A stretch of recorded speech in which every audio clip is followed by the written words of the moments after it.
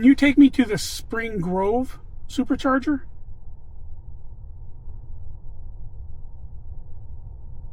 Nearest Tesla Supercharger is in Waukegan, 7.1 miles away at 4011 Fountain Square Place.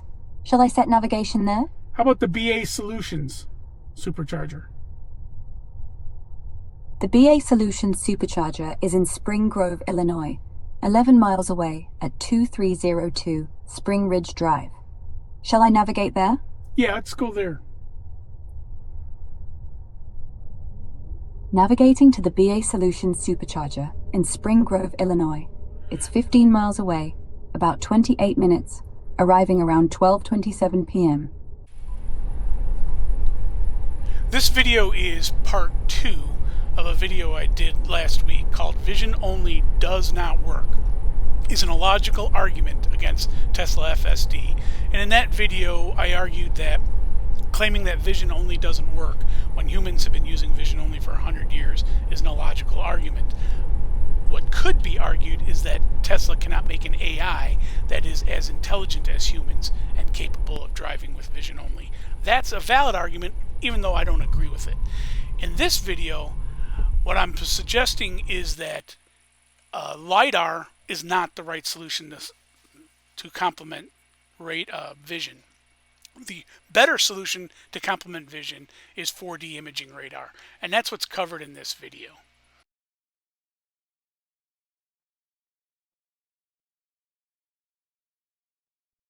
The current destination. What about the supercharger in the current destination? What can you tell me about that one? The Supercharger at BA Solutions in Spring Grove, Illinois, is your current destination, about 15 miles away, 28 minutes from here in Lindenhurst. It's listed in the navigation, but I couldn't confirm details like stalls or status online. Check the Tesla app for live availability. Can you tell me when this supercharger opened?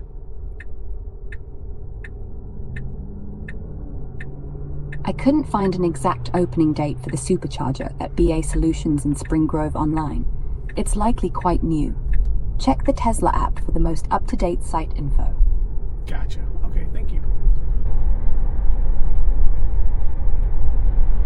Imaging radar. Can you tell me what you know about 4D imaging radar? 4D imaging radar builds on 3D radar by adding velocity data to range, azimuth, and elevation, creating a full 4D point cloud for precise object tracking in any weather. It's key for advanced driver assistance in autonomous vehicles, like Tesla's potential use, outperforming cameras and LIDAR in fog or rain. Now, can you tell me a little bit about how it works?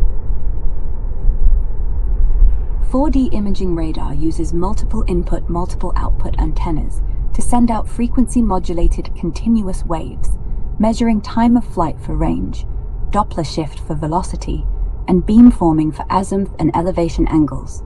This generates a dense point cloud with position and speed data for every object, processed by AI to classify and track in real time, even through snow or dust.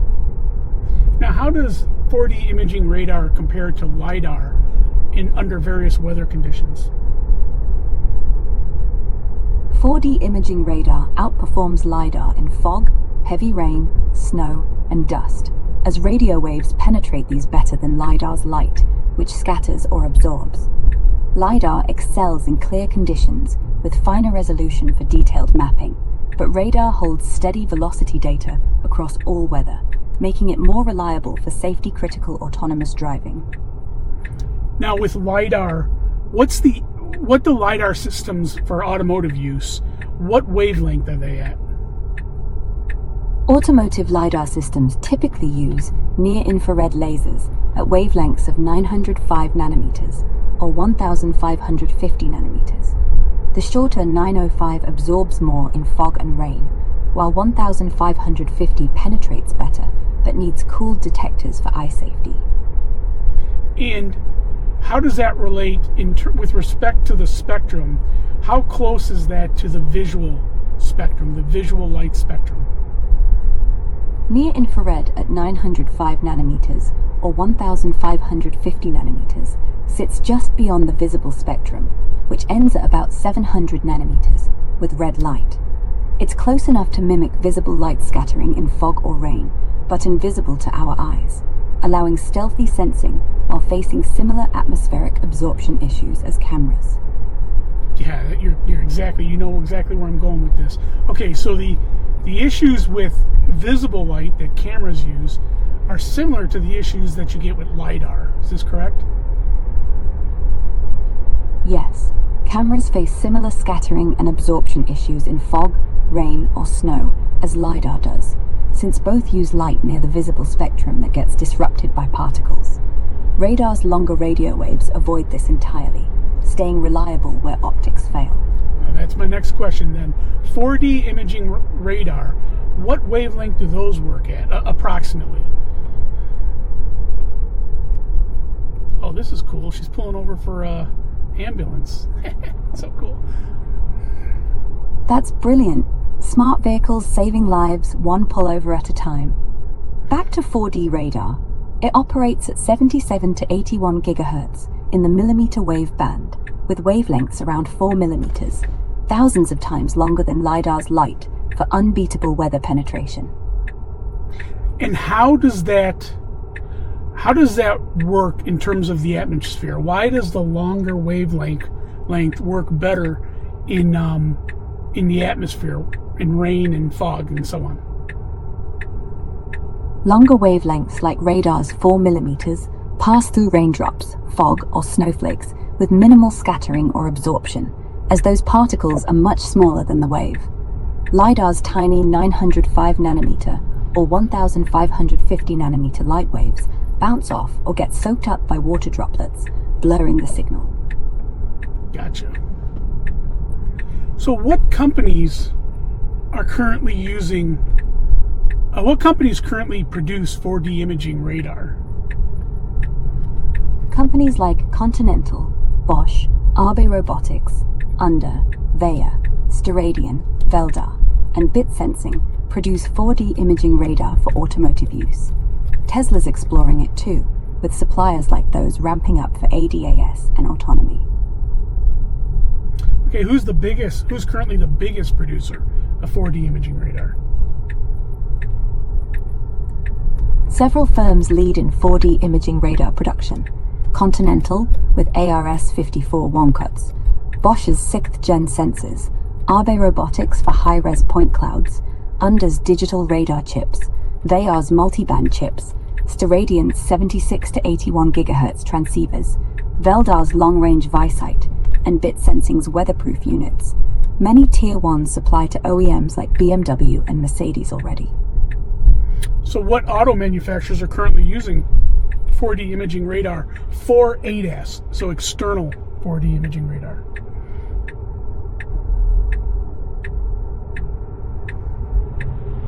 BMW uses Continental's ARS-54D radar in the i5 and iX for Level 2 Plus ADAs, Mercedes in the EQS for Drive Pilot, and Hyundai in the Ioniq 5.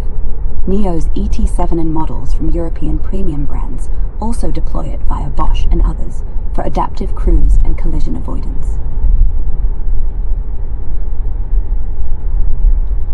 So tell me more about ARB Robotics, or RB Robotics. Arbe Robotics develops ultra-high-res 4D imaging radar chips with over 2,500 virtual channels for dense point clouds up to 300 meters, aiding ADAS object separation in rain or fog.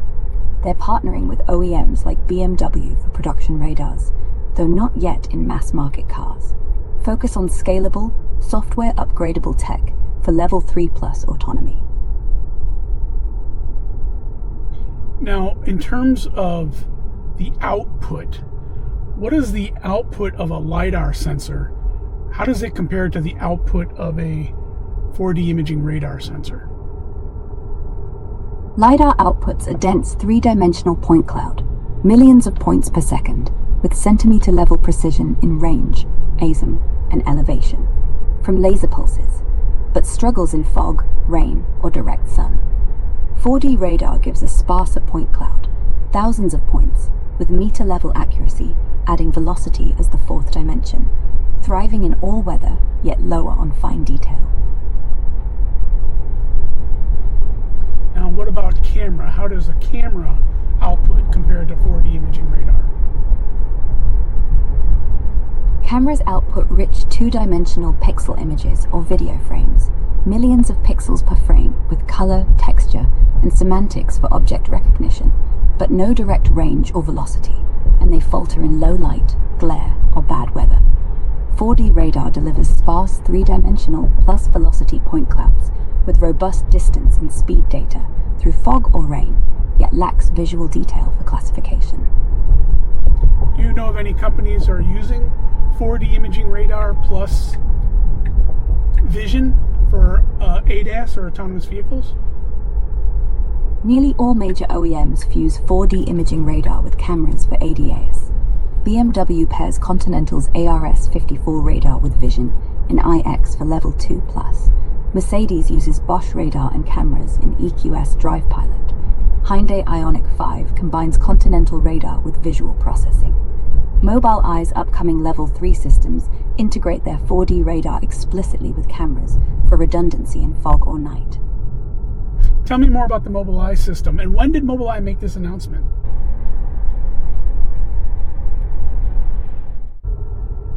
Mobileye's imaging radar is a software-defined 4D system developed since 2018 that fuses with cameras for true redundancy in Level 3 eyes-off highway driving, detecting pedestrians up to 315 meters, hazards to 230 meters in fog or rain, with under half-degree angular resolution.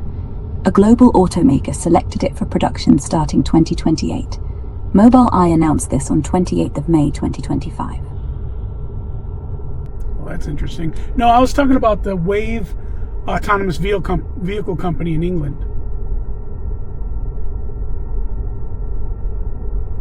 Wayve, based in Cambridge, England, develops end-to-end AI for autonomous driving using cameras primarily, with radar added to their lean sensor stack for better all-weather performance and depth in complex urban scenarios.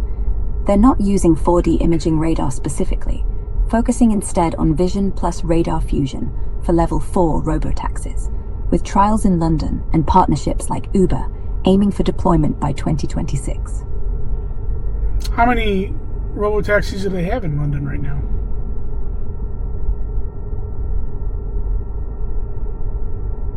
Wayve doesn't have any operational robotaxis in London right now. They're still in testing with safety drivers, planning driverless trials next year. No public fleet size is confirmed for their current pilot vehicles.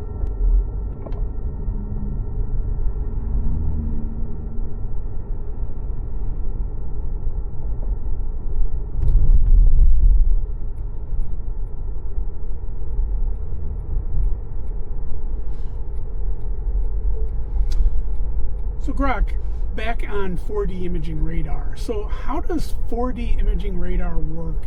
How does it scan versus LIDAR? So how does LIDAR scan and how does 4D imaging radar scan? 4D imaging radar uses radio waves from a MIMO antenna array to measure time of flight and Doppler shifts, creating a high-resolution 4D point cloud of range, azim, and velocity for objects up to 300 meters away, working in all weather. LIDAR scans with laser pulses bounced off mirrors or solid-state arrays to build dense 3D point clouds via time of flight, but struggles in fog, rain, or dark, with less direct velocity data. Radar scans electronically, without moving parts for robustness, while LIDAR often needs mechanical rotation for wide coverage. So the phased array scanning that 4D imaging radar uses, how long has that technology been around? Phased array radar technology dates back to the 1940s, with early prototypes like Germany's Mammoth radar in 1944, using basic beam steering. It advanced significantly in the 1950s and 1960s for military uses, with practical systems like the US AN/FPS-85 by 1956 and active versions in the 1970s. In automotive 4D imaging radar, MIMO phased arrays emerged around the 2010s for high-resolution scanning. And what's the primary What's the primary blocker from using 4D imaging radar? What's the con? The main blocker for 4D imaging radar in cars is its high cost due to complex MIMO antenna arrays and heavy signal processing needs. Size constraints for fitting large apertures behind bumpers and immature sensor fusion with cameras or LIDAR also slow widespread adoption. So how has that progressed since 2010? Since around 2010, automotive radar evolved from basic two-dimensional and three-dimensional systems with low resolution to four-dimensional imaging radar by the late 2010s, using MIMO arrays for elevation data and better object separation. Costs dropped via silicon chips and scale. Deployment started around 2022 in premium cars like those from SAIC and Lotus, with market penetration hitting about 11% by 2025 and accelerating for ADAS amid regulatory pushes. So this is another line of questioning here. Have you heard anything about European regulators requiring a front camera? No. European regulators under the General Safety Regulation don't mandate a front-facing camera for passenger cars or vans. They require systems like intelligent speed assistance that often use front cameras for sign recognition, but it's not explicitly required hardware. For trucks and buses, front blind spot detection via sensors or cameras is needed to spot pedestrians ahead, effective since July 2024 for new vehicles. Okay, so the Europeans require that the vehicle detects the speed limit. Is this correct? Yes, under the EU General Safety Regulation or GSR2, all new vehicles must have intelligent speed assistance that detects and warns about speed limits, using cameras for sign recognition or GPS data. It's mandatory for new models since July 2022 and all new vehicles since July 2024. And what is the primary technology used? Is it cameras or just GPS? The primary technology for intelligent speed assistance is a combination of front-facing cameras for traffic sign recognition and GPS-linked map data for speed limits. Cameras handle dynamic signs, while GPS provides baseline accuracy across routes. So it's logical to conclude that most cars in Europe now have both a front set of cameras and a back reverse camera? Yes, most new cars in Europe since July 2024 have a front-facing camera for intelligent speed assistance sign recognition and a rear camera or sensors for mandatory reversing detection. Older models might rely more on GPS alone for speed limits, but the regulations push widespread adoption of both. Gotcha.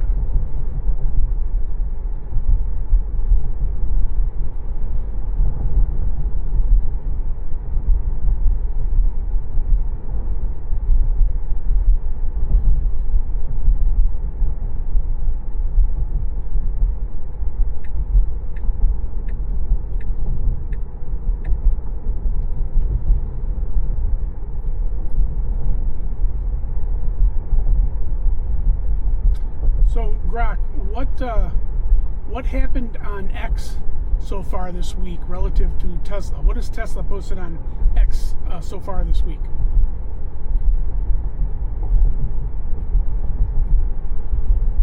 Tesla posted their 2025 recap video on Tuesday, celebrating Model Y as the world's best-selling car for the third year.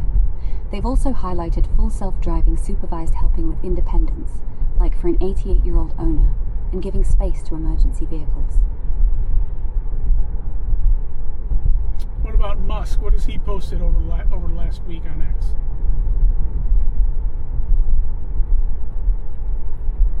Elon Musk has been posting heavily about Minnesota's childcare fraud scandal involving Somalis, calling out Tim Waltz as a traitor who needs prison, and pushing for audits. He's also praised Tesla Model Y as the world's best-selling car for 3 years, hyped GROK upgrades for business, and backed the SAVE Act for citizen-only voting. That makes sense. Okay, so tell me more about the best-selling car this year. Tesla Model Y was the world's best-selling car of any kind in 2025, marking its third year in a row, ahead of all gas and electric rivals globally. Elon announced it Tuesday, with sales topping 2.1 million units, driven by strong demand in Europe, China, and the US. Wait, Tesla sold 2.1 million total? Yes, Tesla sold around 2.1 million Model Y vehicles globally in 2025, making it the top-selling car worldwide for the third straight year. That's ahead of traditional bestsellers like the Toyota RAV4. Interesting. Impressive, isn't it? It is Model Y. impressive, but how many cars total has Tesla sold worldwide in 2025? Tesla's consensus for full year 2025 deliveries is around 1.64 million vehicles worldwide, down about 8% from 1.79 million in 2024.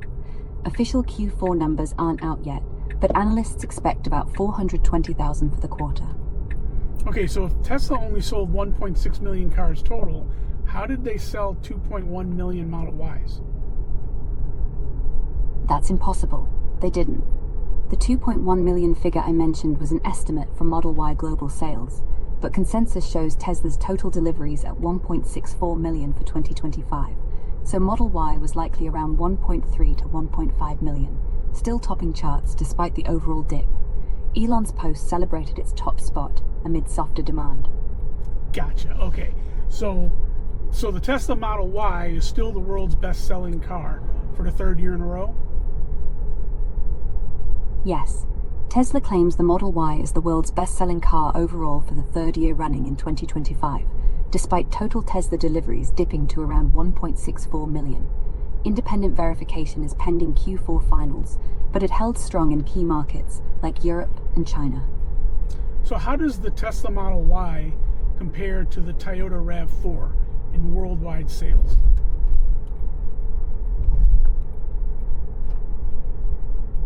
Toyota RAV4 leads global sales in 2025 year-to-date through October, up 1.5% and ahead of Model Y, which dropped 11% to third place. Full-year figures pending, but RAV4 looks set to top it, reclaiming the crown from 2024's close race, where it edged Model Y by about 2,000 units. Okay, so the Tesla Model Y can't be the world's best-selling car then. It's the RAV4. No. Data through October 2025 shows the Toyota RAV4 leading globally, with Model Y down 11% in third. Full-year results are pending, but RAV4 holds the edge. Gotcha. Okay, that makes sense.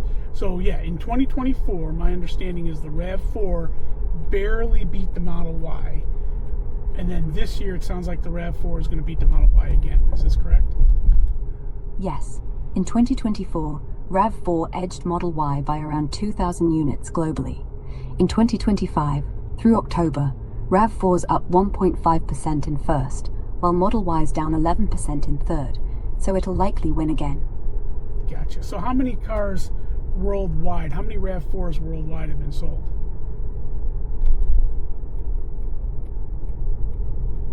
Toyota RAV4 has sold over 10 million units worldwide, cumulatively, since 1994, hitting that milestone by February 2020. Recent annual figures like 1.187 million in 2024 pushed it well beyond.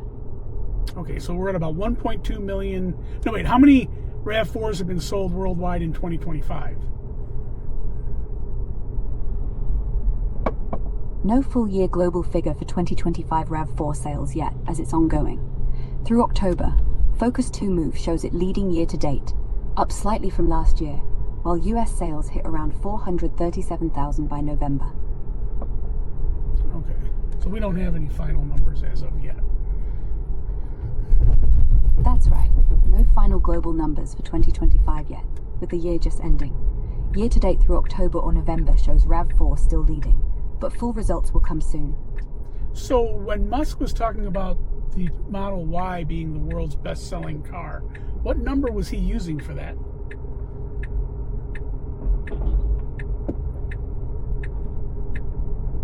Musk referenced around 1.2 to 1.23 million units for the Model Y in 2023, based on JATO Dynamics data, when it first topped global sales. He didn't specify an exact number in his recent claim for a third straight year. Gotcha. Okay. So I wonder if he was just talking about EVs. No, Musk explicitly claimed Model Y as the world's best-selling car overall, not just among EVs, citing it beat the Corolla and RAV4 with about 1.2 million units in 2023, per JATO data. Okay, but that's 2023, but what about 2025? No firm global numbers for 2025 yet, but Musk claimed on X yesterday that Model Y topped sales for a third straight year. Analysts like Focus 2 Move show RAV4 leading year-to-date through October, though Tesla doesn't break out exact Model Y figures. Okay, well that's interesting. I guess when we get the exact figures, we'll know. Sounds like it's going to be a close race, though. Yes, it'll be tight. Final audited figures from JATO or Focus 2 Move should settle it in the coming months. Exciting to watch how it shakes out. Yes, yes. It's amazing that an EV is, even if it's just the second best-selling car in the world, it's quite amazing that an EV has reached that pinnacle. Absolutely. For an EV to hit the top ranks globally is a massive milestone. Shows how far electric vehicles have come. Puts Tesla right up there with the legends. Now, how is Tesla sales in China so far 2025?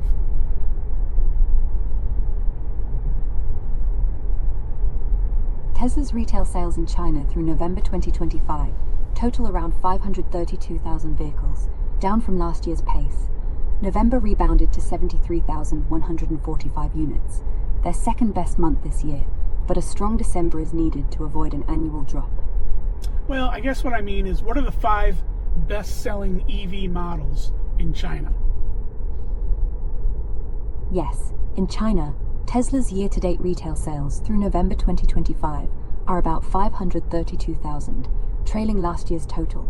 They'll need over 125,000 in December alone to match it. Okay, but what are the top 5 best-selling EVs in China in 2025 so far?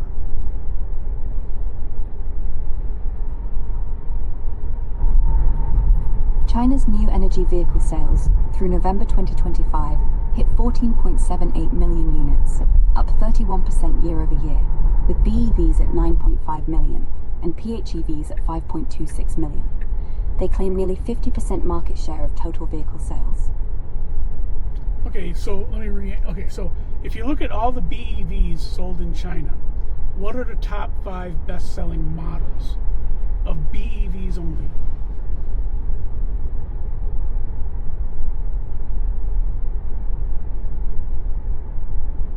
Through November 2025, the top 5 best-selling BEV models in China are the Geely Xing in first, Wuling Hongguang Mini EV second, Tesla Model Y third, followed by Xiaomi SU7 and BYD Seagull. Exact year-to-date figures aren't in my latest data, but these lead based on Clean Technica and CPCA trends. Gotcha. Can you give me estimated number of units sold for each of those cars?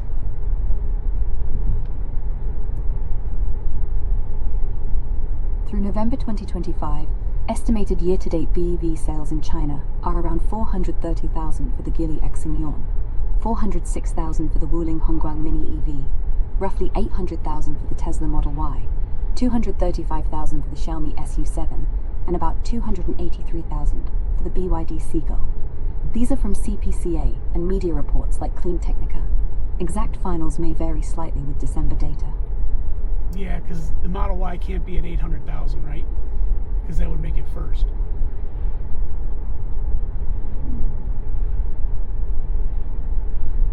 You're right. My estimate for Model Y was too high. It's likely around 300,000 to 400,000 China YTD through November, not leading the pack. Yeah. Geely Xing leads with about 430,000 retail sales, ahead of Wuling Mini at 406,000, per CPCA data. Okay. But it's in the top 3. It's in the top 3 in China. That's all that really matters. Yes, Model Y holds third in China's overall top sellers through November, behind Geely Xing and Wuling Mini EV. Solid spot in that fierce market. Right, in my understanding, it's the number 1 premium EV in China, the Tesla Model Y.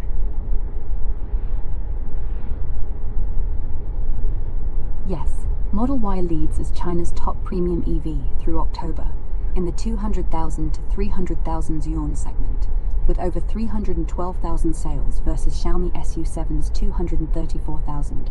It's holding strong against challengers. Yeah, that makes sense. So in which market did Tesla sales go down the most in 2025?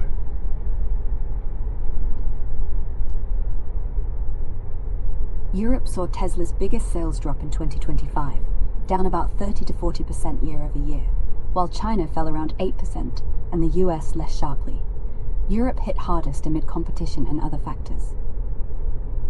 Yeah, the Europe with the politics. Yeah, the Europeans would rather buy cars from the CCP than buy cars from Musk. They're crazy.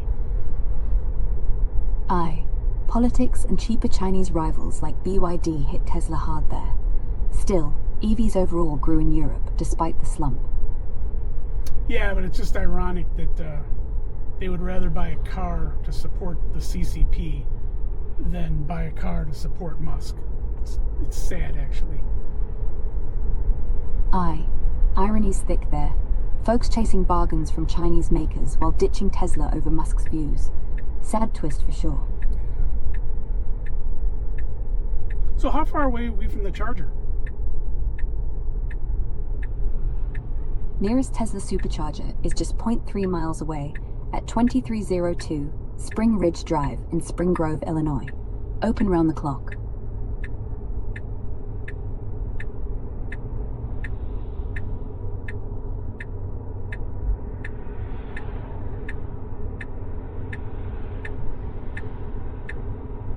Okay, well, thank you very much, GROK. I'm going to say goodbye.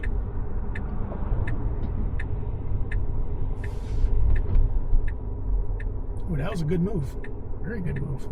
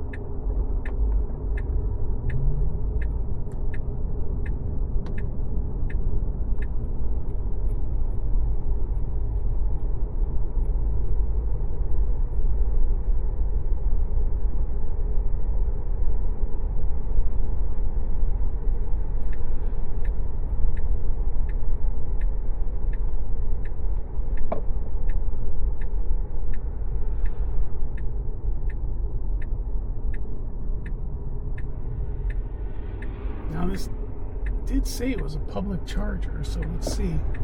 So these chargers just came online on December 26th.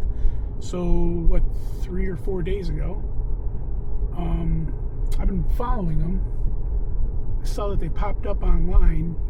They're sort of a weird situation because they're not in a grocery store or a gas station where superchargers are normally at. They're actually at a business. But according to the Tesla's website, they are in fact public chargers, so I should be able to go there and plug in. This is the frustrating thing with Tesla superchargers is they tend to be hidden. And if you own a Tesla car, that's not a problem because the car can find them for you. But if you don't own a Tesla car, it's hard for people to understand that there are so many superchargers. I hear it a lot from people saying, range anxiety, because they don't realize that they're probably not that far away from a supercharger.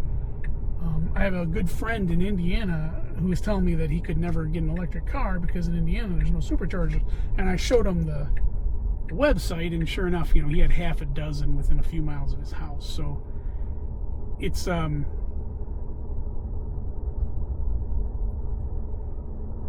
marketing thing. Tesla really just has to do a better job of marketing just how many superchargers are out there.